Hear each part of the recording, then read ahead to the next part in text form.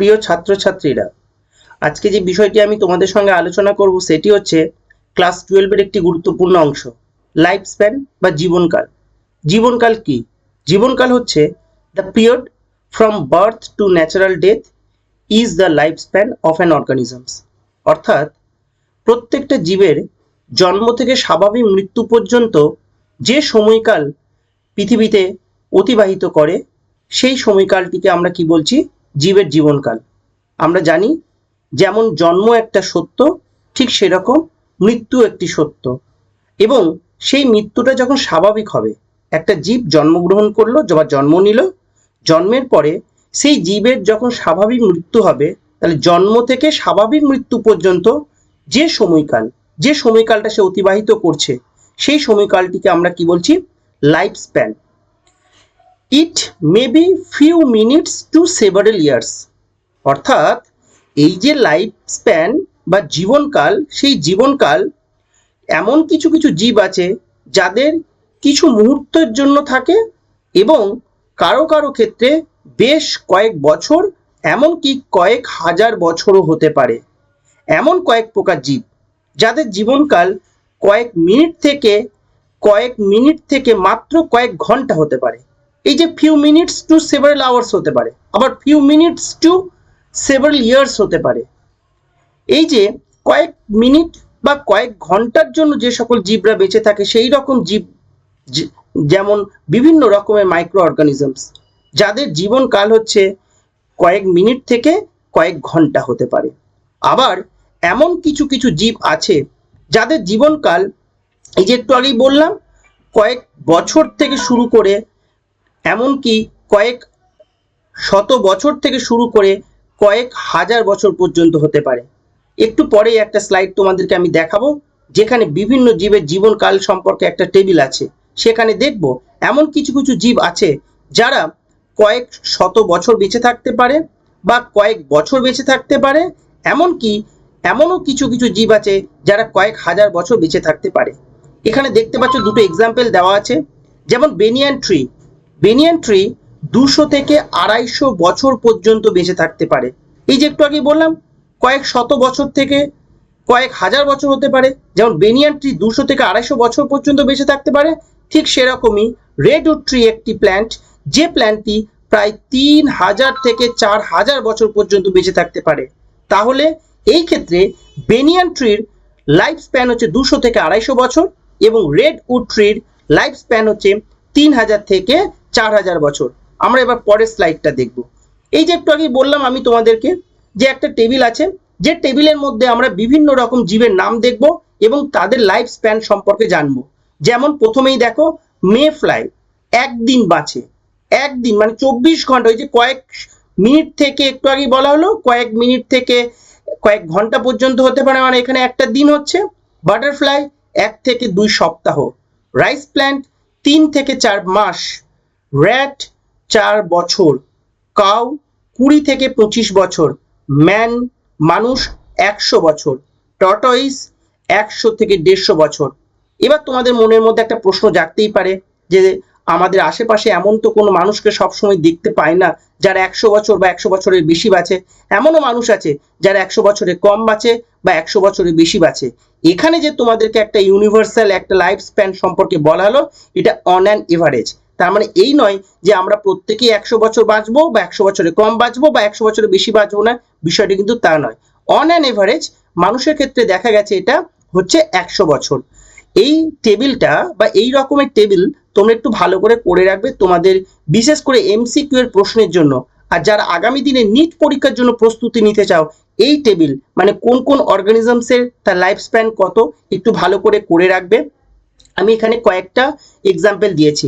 এবার আমরা যে বিষয়টি দেখতেই পাচ্ছ এখানে আরেকটা স্লাইড, পরের স্লাইডে স্টেজেস অফ লাইফ স্প্যান।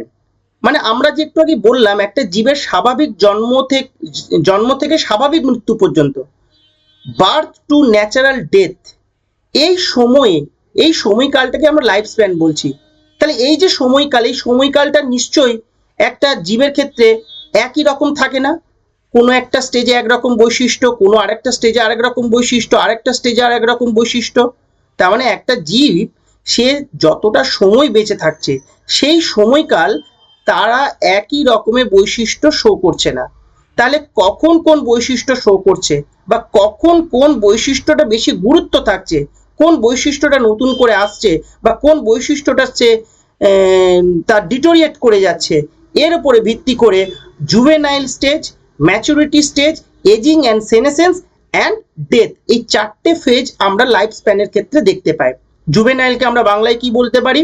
জুভেনাইলিটিকে আমরা বাংলায় বলি তরুণ দশা, ম্যাচুরিটিকে আমরা বলি পরিণত দশা, এজিং অ্যান্ড সেনেসেন্স বার্ধক্য, এবং আমরা বলতে পারি কি বয়ঃপ্রাপ্তি দশা, নেক্সট হচ্ছে কি ডেথ বা মৃত্যু। তাহলে এই যে চারটে ফেজের কথা আমরা দেখলাম, এই চারটে ফেজে চার রকমের বৈশিষ্ট্য আমরা পাবো, যে বৈশিষ্ট্যের উপরে ভিত্তি করে আমরা এক একটা ফেজের নামকরণ করছি। এইটাকে খুব ভালো করে তোমাদের মনে রাখতে হবে, কারণ তোমাদের পরীক্ষার সময় ফেজের নামগুলি যতটা গুরুত্বপূর্ণ তার থেকে গুরুত্বপূর্ণ হচ্ছে একটা ফেজের সঙ্গে আরেকটা ফেজের পার্থক্য কি বা আরেকটা ফেজের বৈশিষ্ট্য কি। জুভেনাইলিটির ক্ষেত্রে আমরা কি দেখতে পাই? জুভেনাইলিটি মানে হচ্ছে একটা শিশু যখন জন্ম নিল, যখন সবে, শিশু বলছে মানে মানুষের ক্ষেত্রে বলছি, যে কোনো জীবের ক্ষেত্রে সেই জীবটার যখন সবে জন্ম হলো সেই সময় থেকে তার ম্যাচুরিটি আসার আগের মুহূর্ত পর্যন্ত তাকে আমরা বলছি জুভেনাইলিটি। যেমন তার সেই ক্ষেত্রে বা সেই ফেজের মধ্যে আমরা কি কি বৈশিষ্ট্য দেখতে পাবো? তার কোষ বিভাজনের হার দ্রুত হবে। কেন কোষ বিভাজনের হার দ্রুত হবে? তার কারণ প্রত্যেকটা কোষ তখন ইয়াং স্টেজে থাকে, তার নিউক্লিয়াস কার্যকরী থাকে, মাইটোকন্ড্রিয়া খুব বেশি কার্যকরী থাকে ইয়াং স্টেজে, তাই সেই সময় তার কোষ বিভাজনের হার দ্রুত হয়। এবং আরেকটা যেটা বড় বৈশিষ্ট্য কি, যে রিপ্রোডাক্টিভ অর্গানসগুলি আছে সেই রিপ্রোডাক্টিভ অর্গানসগুলি ম্যাচুরিটি পেতে শুরু করে। এখানে কিন্তু ম্যাচিওর হয়ে যায় না, জুভেনাইলিটি স্টেজে কিন্তু সেক্স অর্গানগুলি বা রিপ্রোডাক্টিভ অর্গানগুলি কিন্তু ম্যাচিওর হয়ে যায় না, ম্যাচিওর হতে শুরু করে, প্রত্যেকটা অর্গান ম্যাচিওর হতে শুরু করে। তারপরে যখনই তার রিপ্রোডাক্টিভ অর্গানগুলি ম্যাচিওর হয়ে গেল, মানে সেই জীব যখন রিপ্রোডাকশনে পার্টিসিপেট করতে পারবে, সেই জীব যখন জননে সক্ষম হবে, তখন তার যে স্টেজটা শুরু হচ্ছে তাকে আমরা বলছি ম্যাচুরিটি বা পরিণত দশা। এই দশায় কি হচ্ছে, জীবের গঠনগত দিক থেকে যাবতীয় পরিপূর্ণতা সে লাভ করে। কারণ জুভেনাইলিটিতে আমরা দেখি কোষ বিভাজন দ্রুত হারে হচ্ছে, সেই কোষ বিভাজন তার জীবের বা সেই জীবের গঠনটাকে কমপ্লিট করছে, স্ট্রাকচারাল তার যে বৈশিষ্ট্য সেই বৈশিষ্ট্যটাকে পরিপূর্ণতা দিচ্ছে ম্যাচুরিটি স্টেজে, বা ম্যাচুরিটি স্টেজে সে পরিপূর্ণ হচ্ছে। এবং এই যে ফেজ, এই ফেজে কোষ বিভাজনের হার কিন্তু আস্তে আস্তে কমতে থাকে, কোষ বিভাজনের হার আস্তে আস্তে কমতে থাকে। এবং যেটা প্রথমেই তোমাদের বললাম, এই স্টেজে জীব জননে সক্ষম হয়। আরেকটা বিষয় যেটা হয়তো তোমাদের স্লাইডে নেই, তবুও তোমাদেরকে একটু বলে রাখি, জুভেনাইলিটিতে যে বিপাক ক্রিয়া আছে, আমরা জানি দু রকমের বিপাক ক্রিয়ার কথা, একটাকে উপচিতি বিপাক বলি, একটাকে অপচিতি বিপাক বলি, একটাকে অ্যানাবলিজম আর একটাকে ক্যাটাবলিজম বলা হয়। এখানে কি হয় না, এখানে জুভেনাইলিটিতে উপচিতিমূলক বিপাকের হারটা বেশি হয় কার তুলনায়? অপচিতিমূলক বিপাকের থেকে। আর ম্যাচুরিটিতে কি হচ্ছে, ম্যাচুরিটিতে দুটো বিপাকই উপচিতি এবং অপচিতি মোর অর লেস সেম থাকে, একটা ব্যালেন্স থাকে, এমন নয় যে একটা কম একটা বেশি, মোটামুটি একটা ব্যালেন্স থাকে। কিন্তু জুভেনাইলিটিতে আমরা কি দেখছি, উপচিতিমূলকটা বেশি থাকে, বিপাকের হারটা বেশি হয় কার তুলনায়? অপচিতিমূলক বিপাকের তুলনায়। এবং তৃতীয় যে ফেজটার কথা আমরা দেখছি সেটাকে আমরা কি বলছি? এজিং বা সেনেসেন্স। এই এজিং বা সেনেসেন্সটা কি, মানে সেই জীব তখন বার্ধক্যের দিকে যাচ্ছে। বার্ধক্যে দিয়ে যাওয়ার কথার অর্থটা কি? কোষ বিভাজন বন্ধ হয়ে যায়। জুভেনাইলিটিতে দেখলাম কোষ বিভাজন হার দ্রুত হচ্ছে, ম্যাচুরিটিতে কি হচ্ছে, কোষ বিভাজন হারটা কমতে শুরু করছে, আর এই ফেজে এসে কোষ বিভাজন কি হচ্ছে, বন্ধ হয়ে যাচ্ছে। আর একটা বিষয় যেটা একটু আগেই তোমাদেরকে বললাম, যে এই ফেজে যেখানে জুভেনাইলিটিতে উপচিতিমূলক বিপাকের হার বেশি অপচিতির তুলনায়, ম্যাচুরিটিতে জুভেনাইলিটিতে যে অপচিতি কম, উপচিতি হারটা বেশি। ম্যাচুরিটিতে কি হচ্ছে, উপচিতি এবং অপচিতি দুটো বিপাকের হার ইকুয়াল থাকছে, সমান থাকছে প্রায়, কিন্তু এজিং এ এসে অপচিতি বিপাকের হারটা কি বৃদ্ধি পেতে থাকে, অপচিতিমূলক বিপাকের হার বৃদ্ধি পেতে থাকে, যার ফলে কি হয়, আমাদের শরীর, আমি মানুষ বলে বলছি, শুধু মানুষ নয়, যে কোনো জীবের ক্ষেত্রে কি ক্ষয় হতে শুরু করে। নেক্সট কি বৈশিষ্ট্য দেখতে পাবো, এখানে প্রজনন ক্ষমতা বা রিপ্রোডাক্টিভ পার্টের যে অ্যাক্টিভিটিস সেগুলি কি টোটালি বন্ধ হয়ে যায়, আস্তে আস্তে বন্ধ হতে শুরু করে। এই ম্যাচুরিটি ফেজের শেষের দিকে এবং এজিং এর শুরুতেই কি হয়, প্রজনন ক্ষমতা বন্ধ হয়ে যায়। নেক্সট আমরা যেটা দেখবো সেটা হচ্ছে মাইটোকন্ড্রিয়ার কার্যকারিতা হ্রাস পায়। একটু আগেই বললাম জুভেনাইলিটিতে মাইটোকন্ড্রিয়া কার্যকারিতা বেশি থাকে, যার ফলে কোষ বিভাজন হতে খুব খুব খুব দ্রুত হারে হয় শক্তি সরবরাহ বিষয় বলে। আর এখানে যেহেতু কোষ বিভাজন বন্ধ হয়ে যাচ্ছে, কোষ বিভাজনটা বন্ধ হচ্ছে কেন? কারণ মাইটোকন্ড্রিয়া শক্তি সরবরাহ করতে পারছে না কোষকে, বা আরো আদার্স কারণ রয়েছে বন্ধ হওয়ার জন্য কোষ বিভাজনটা।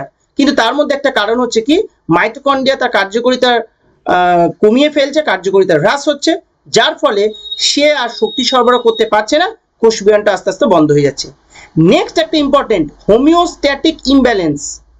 Homeostatic imbalance means, homeostatic imbalance মানে হচ্ছে পরিবেশের যে বিভিন্ন চেঞ্জেস গুলি আসে বিভিন্ন কারণের জন্য, বিভিন্ন সময়ে পরিবেশের যে বিভিন্ন চেঞ্জেস, সেই চেঞ্জেসের সঙ্গে এই ফেজে জীবেরা আর মানিয়ে নিতে পারে না বা অ্যাডাপ্ট করতে পারে না, তাকে আমরা কি বলছি, হোমিওস্ট্যাটিক ইমব্যালেন্স অ্যান্ড প্রোগ্রেসিভ ডিটেরিওরেশনস। এই যে একটু আগেই বললাম, যেহেতু অপচিতিমূলক বিপাকের হারটা এখানে বেশি, তাহলে ধীরে ধীরে ধীরে ধীরে সব কিছুরই কি হচ্ছে, ক্ষয় হতে শুরু করে। যে কোনো ফিজিওলজিক্যাল অ্যাক্টিভিটিস, যে কোনো বায়োলজিক্যাল অ্যাক্টিভিটিস, যে কোনো বায়োকেমিক্যাল অ্যাক্টিভিটিস আস্তে আস্তে আস্তে আস্তে কি ডিটোরিয়েশন স্টেজে যেতে শুরু করে। নেক্সট যে ফেজ সেটাকে হচ্ছে ডেথ বা মৃত্যু। জীবের সব ধরনের বায়োলজিক্যাল ফাংশন সম্পূর্ণরূপে বন্ধ হয়ে যায়। এই যে ফেজ, এই ফেজে সব ধরনের বায়োলজিক্যাল ফাংশনস বা যাকে আমরা বলি বায়োকেমিক্যাল ফাংশনস বা ফিজিওলজিক্যাল অ্যাক্টিভিটিস টোটালি বন্ধ হয়ে যায়। বায়োলজিক্যাল ফাংশন মানে কি, তার রেসপিরেশন বন্ধ হয়ে যাবে, তার হার্টবিট বন্ধ হয়ে যাবে, হার্ট ফাংশন করা বন্ধ করে দেবে, যার ফলে প্রত্যেকটা জীবকেই শেষ যে ফেজে অতিবাহিত করতে হয় সেটাকে বলছি ডেথ। তাহলে প্রত্যেকটা জীবের জীবনকালে আমরা চারটে পর্যায়ের কথা দেখলাম। একটা বলছে জুভেনাইলিটি, একটাকে বলা হচ্ছে maturity, then ageing and senescence, and last is death. তবে একটা বিষয় না বললেই নয়, নিচে দেখো ছোট্ট করে তোমাদের সামনে আমি তুলে ধরেছি, এককোষী জীব যেহেতু কোষ বিভাজনের দ্বারা বংশ বিস্তার করে, তাই তাদের মৃত্যুকে সুস্পষ্টভাবে চিহ্নিত করা যায় না। যেমন যে কোনো ধরনের ব্যাকটেরিয়ার ক্ষেত্রে আমরা কি দেখতে পাই, অ্যামাইটোসিস ডিভিশন আমরা দেখতে পাই, তারা কোষ বিভাজন করছে। কোষ বিভাজন কথার অর্থই মানে হচ্ছে তাদের একটা জীব থেকে আরেকটা জীবের সৃষ্টি হচ্ছে। আমরা জানি লঙ্গিচুডিনাল বাইফিশনস, তোমার ফিসেন্স বাইফিসেন্স, বিভিন্ন রকমের যে টাইপস রয়েছে আর কি, সেখানে আমরা দেখতে পাচ্ছি কি না, এককোষী যে জীব বিশেষ করে ব্যাকটেরিয়া, সেই ব্যাকটেরিয়া কিন্তু কোষ বিভাজনের মাধ্যমে যেহেতু বংশ বিস্তার করছে, তাই তাদের এই মৃত্যুকে আমরা সুস্পষ্টভাবে চিহ্নিত করতে পারি না। একটা কোষ থেকে দুটো কোষ হয়ে যাচ্ছে, তার মানে মাতৃকোষ থেকে যখন অপত্য কোষ তৈরি হয়ে যাচ্ছে, প্যারেন্ট থেকে যখন ডটার সেলস তৈরি হয়ে যাচ্ছে, তাহলে এখানে প্যারেন্টের মৃত্যুটা আমরা কি করে আইডেন্টিফাই করব? তাই এই কারণে ব্যাকটেরিয়াকে বলা হয় ইমর্টাল।